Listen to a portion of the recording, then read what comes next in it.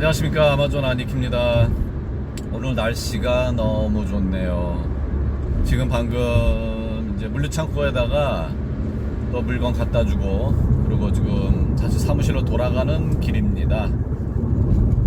제가 이렇게 차량으로 이동하는 시간에 동영상을 찍지 않으면 시간이 그렇게 동영상을 찍을 만한 시간들이 잘 나지를 않아서 이렇게 자주 차 안에서 여러분들을 찾아뵙고 있습니다. 물류 얘기가 나온 김에 오늘 물류 얘기 좀 할까요? 보통 이제 물류라 그러면 제 창고에서 아마존 창고까지 FBA를 하고 계시는 분들은 창고까지 이제 물건을 보내야 되는데, 이 물류값이 또 만만치가 않아요.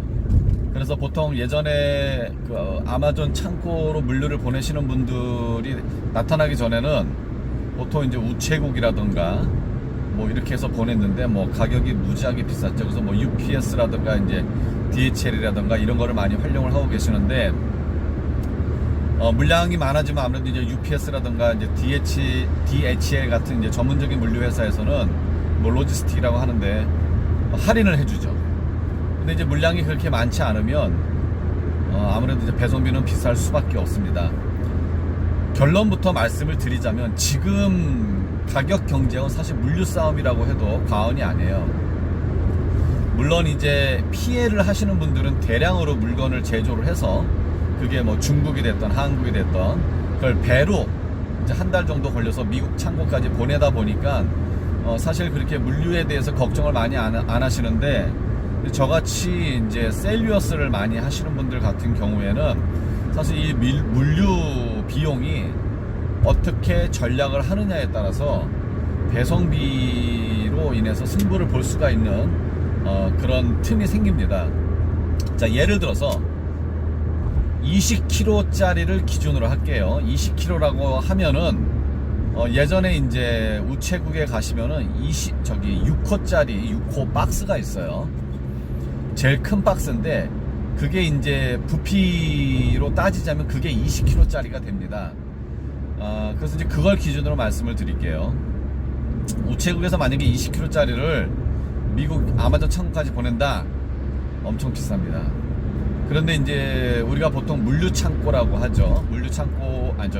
물류 회사에다 이걸 맡기면 회사마다 약간의 차이가 있습니다만은 평균 이 회사 저 회사 다 따져서 평균 11만원에서 12만원 정도가 들어갑니다.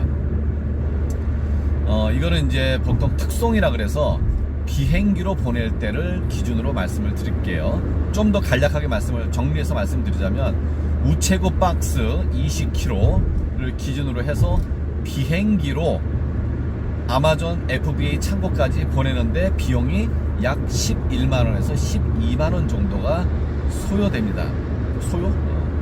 비용이 들어갑니다. 그런데 이거를 그러면 이제 그 20kg짜리 그 박스 안에 물건을 몇 개를 넣어서 보내느냐?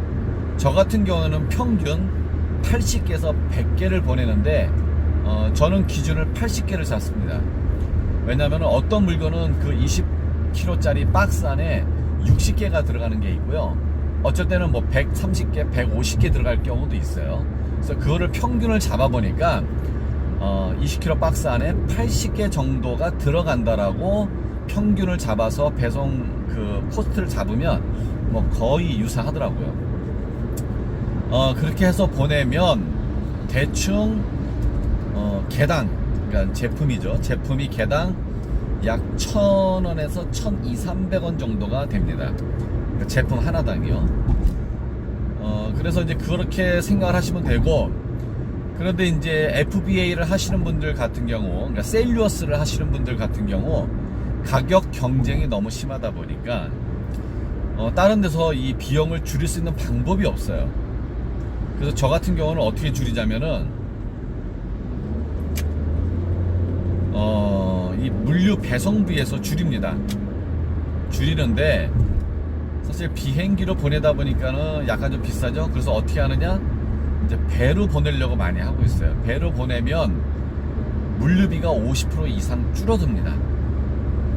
어떻게 줄어드느냐, 예를 들어서 비행기로 아마존 창고에 물건을 보낼 때 12만 원이라고 했을 때 배로 보내게 되면은 약 한 5만 원 정도면은 배송비가 끝납니다. 어마어마하게 싸죠. 예, 맞습니다. 그래서 제가 가급적이면은 이제 배로 물건을 보내려고 하고 있어요. 근데 물론 단점이 있어요. 뭐냐? 시간이 오래 걸린다라는 거죠.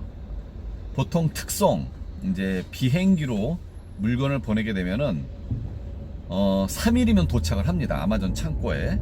그리고 이게 이제 재고로 잡히는 거는 거기서 뭐 한 5일에서 10일 정도 걸려요. 그러니까 10일 정도면은 내가 비행기로 보낸 물건이 일단 재고로 잡혀서 판매가 시작이 됩니다. 10일 안에. 근데 이제 이게 배로 보내게 되면 기약이 없죠. 물론 빨리 갈 때는 뭐 20일 안에도 갈 때도 있고요. 보통 평균적으로 30일 정도가 걸립니다. 아마존 창고에 도착하기까지. 그래서 이게 재고로 잡혀서 판매가 시작이 되면 보통 한 40일 정도 걸리죠. 우리 같은 사람들이 사실 이게 시간이 돈이거든요. 빨리빨리 물건을 보내서 빨리빨리 그게 재고로 잡혀서 물건으로 빨리빨리 팔려서 그게 이제 다시 내 은행 계좌로 돈이 들어와서 그게 현금화돼서 또 물건을 사서 보내야 되고 막 이러는데 이게 이제 배로 보내게 되면 이제 답이 안 나오는 거예요. 그게. 그래서 만약에 배로 보낼 경우에는 좀 자금의 여력이 좀 있고 한 달 정도를 30일 정도를 기준으로 해서 30일에서 40일 정도를 기준으로 해서 그 인벤토리라 그러죠. 그거를 잡으셔야 돼요. 그러니까 이걸 플랜을 잘 짜셔야 돼요. 물건이 다 떨어져 가는데 배로 보낸다? 안 되죠. 이게 솔드아웃 돼버리면은 내 또 그 뭐라 그럴까 그 바이박스에 영향을 미치기 때문에 솔드아웃이 되면 안 돼요. 솔드아웃이 되는 거는 문제이지만 그 또 뭐 재고 양이 내 경쟁 셀러들보다 재고가 작다?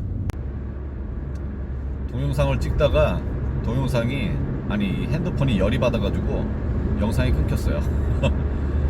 계속 이어갑니다. 아까 이제 물리 얘기하다가 끊겼는데, 그래서 이제 배로 보낼 때는 사실 플랜을 잘 잡으셔야 돼요. 그리고 뭐 한 달 정도의 갭이 있다 보니까는 그거를 충당할 만한 자금도 있어야 되고요. 그래서 장단점이 있는 거죠. 그래서 자금이 좀 여유가 되시는 분들은 배로 물건을 보내는 것을 추천드리고요. 나는 뭐 빨리빨리 뭐 현금화 해야 되는 것들도 있고 해야 된다. 그러면은 비행기로 보내는 것을 추천을 드립니다.